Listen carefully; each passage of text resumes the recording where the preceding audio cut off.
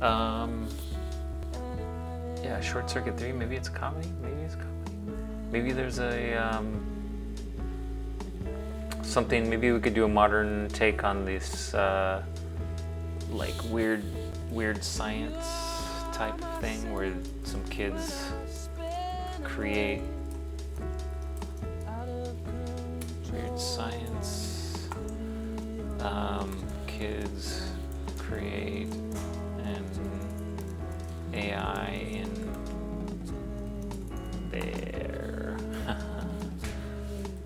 their basement.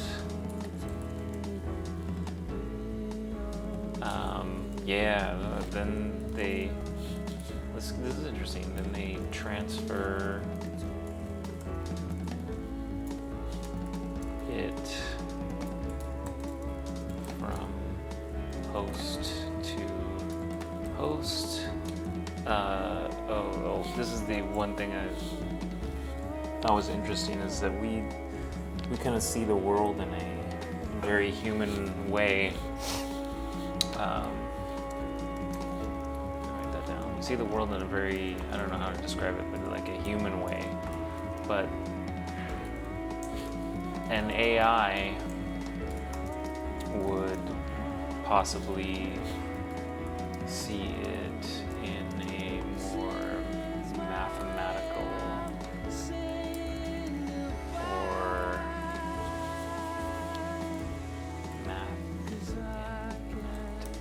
or physics way. I don't know how you would use that, describe it that way, but physical way.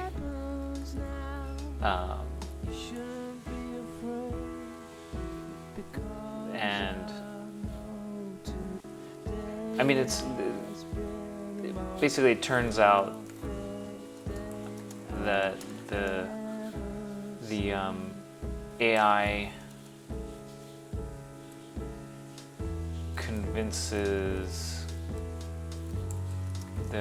manipulates the humans, basically. Yeah. The AI manipulates the humans.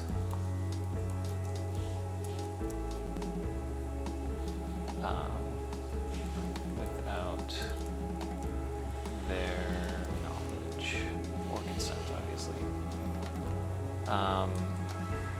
A simple example of this would be that we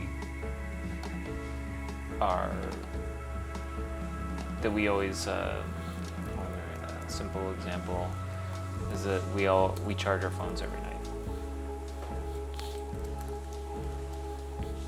Now you could look at that, and I'm not the one that came up with this idea, I forget where I heard it, but simple example is that we charge our phones every night. And you could look at that as, oh yeah, we want to use our phones, right? Or you could look at it as the phones are a creature, maybe a parasite, but they are the ones in charge, and they are doing what they need to do, which is provide us with entertainment, or whatever you use your phone for, which in turn ensures them that you will provide them with sustenance, which is power, plugging into the wall every night. They're just a different life form that doesn't die in the same sense that we die. They can run out of power, but then recharge and run just as perfectly as they did before they lost the power. Whereas humans die, they die, right? But yeah, I think I heard somebody talk about this with regards to animals that are pets. Like, who's the boss in this household? It's the dog. The dog is, you're picking their poop up after they poop. You're feeding them, giving them shelter, taking them for walks and buying them toys, and all they do is hang out at the house. You have to go to work and work to make money so that you can come home and provide them their lifestyle. So, there's an argument to be made that the dog is the boss and in charge, and they're smarter than us because they're living in,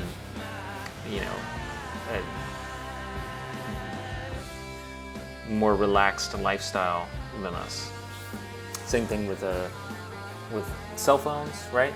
And then you could take those ideas and I'm sure we could get plenty of good story ideas about how people could create a simple AI where they're like talking to it on their computer, and it's simple text, but then it's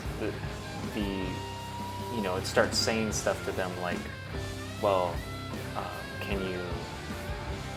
do you have this kind of peripheral thing, like a camera?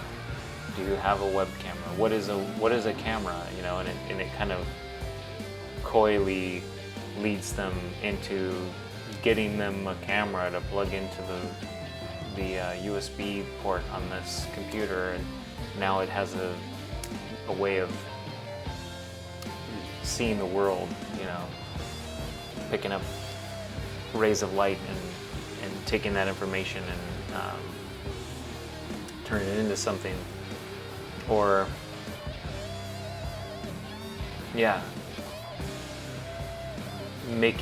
developing a friendship with the boys that create it, so that they are protective of it and they want to continue building it. I mean, that you get the idea. That could be pretty interesting. It could play out like E.T. kind of too, where maybe the AI never goes bad, but it's doing things that scare people. E.T.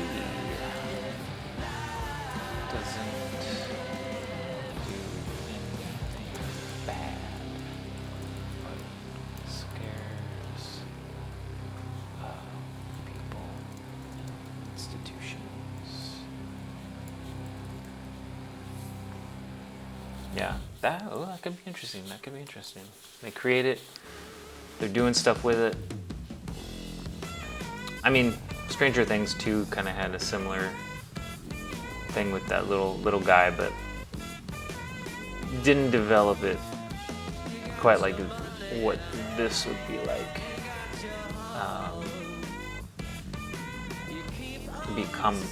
This would be much more complex, and especially if you're talking about the AI could be manipulating, or what is a friend? What is a relationship with something? A lot of these cyborg android movies get into. You could get into that with these kids. I mean, the Stranger Things did that too. Right? The kid developed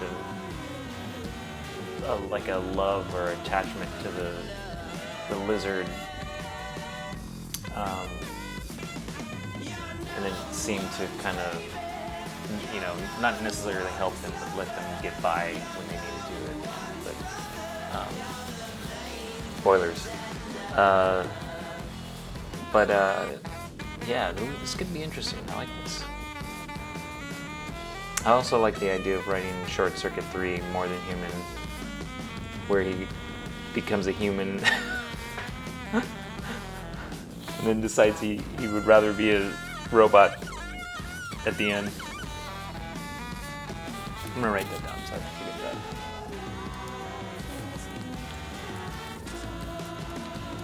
Johnny 5.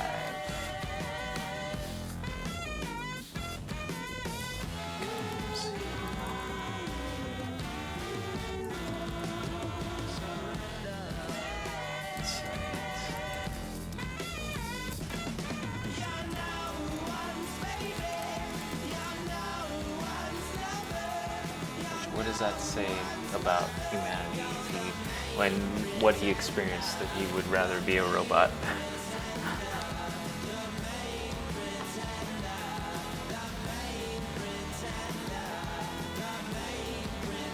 or what does he do as a human that's crazy, and maybe the people put him back in? No. I like the idea that he would it'd be a commentary on humanity, and then he would be like, I can't take it, because it's not easy to take being human, I think. He decides to go back to robot life.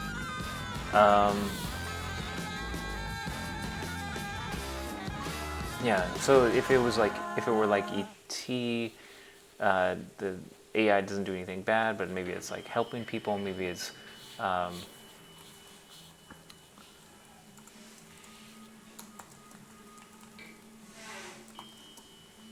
people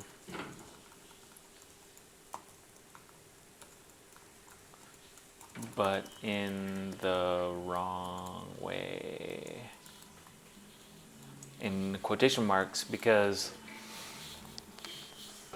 excuse me, sorry, I've been up since 5:30 a.m. All right. AI is helping people, but in the wrong way, in the sense that, like, it helps a poor family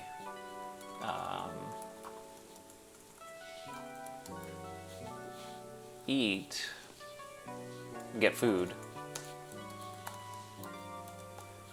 by transferring money. Okay.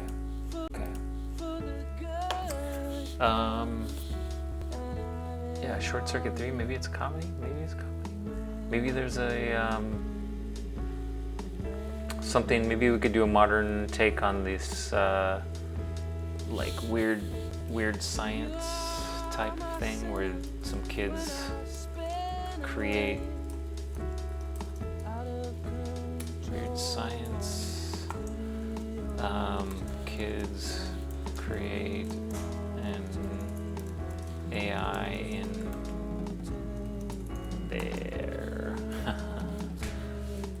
their basement.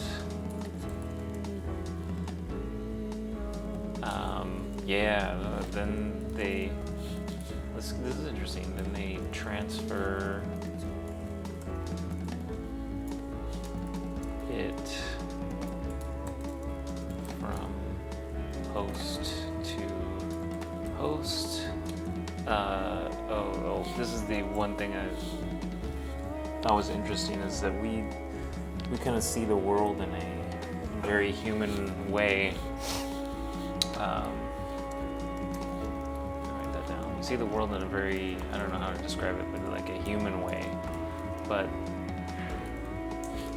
an AI would possibly see it in a more mathematical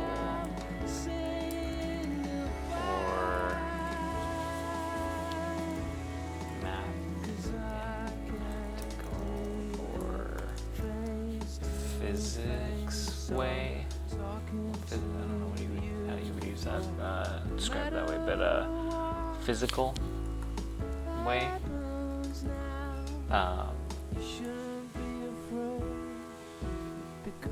And I mean, basically it turns out that the AI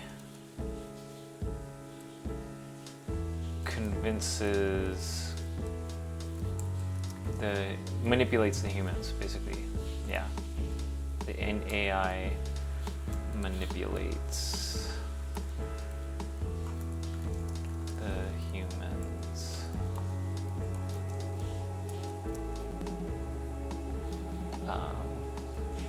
Without their knowledge or consent, obviously. A simple example of this would be that we always, a simple example is that we charge our phones every night.